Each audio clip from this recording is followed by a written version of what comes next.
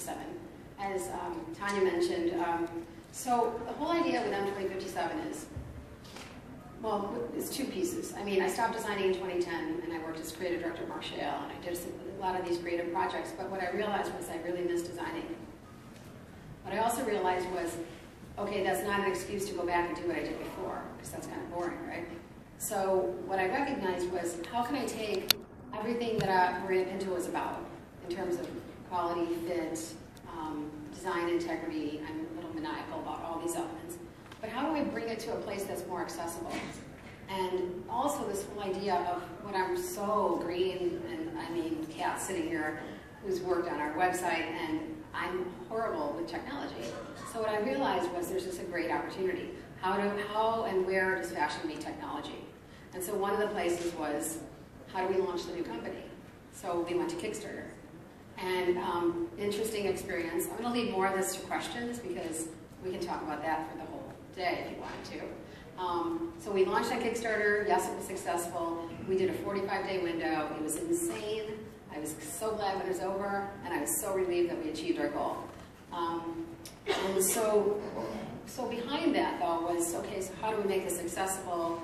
How do we make it, how do we make it relevant?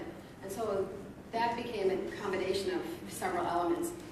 We started with this amazing fabric that I have had a header for probably a year and a half, just sitting there waiting for something to happen with it. It's a washable jersey from Italy. And so there's 2 weights of fabric in the collection. It was the most interesting experience because I always think of the word distill when I think about this collection, because it takes everything. I mean, I was doing 100-piece collections, and we launched with 7 dresses, 3 jackets, and 3 scarves that I find really, I guess it's more inspiring to me to think that you could do so much with so little and still tell the story, still achieve what you're trying to do.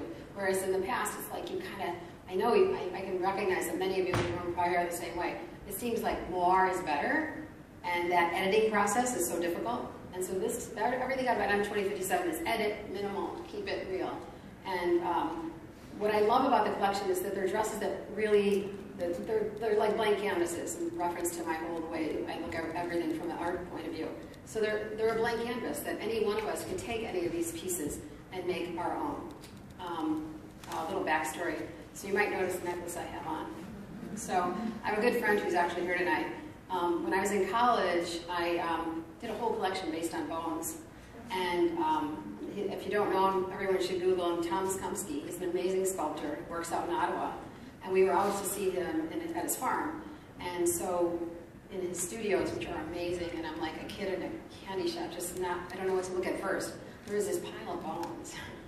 So I laid them out, I was taking pictures, and he said, "You want to take some?" I'm like, "Yeah, I mean, you know, you may as well give me a Harry Winston." I was like so happy with my bones. Fast forward, a friend of mine had a birthday party, and they had pig roast. So I left with more bones, and I made the jewelry that we showed in the collection with M2057.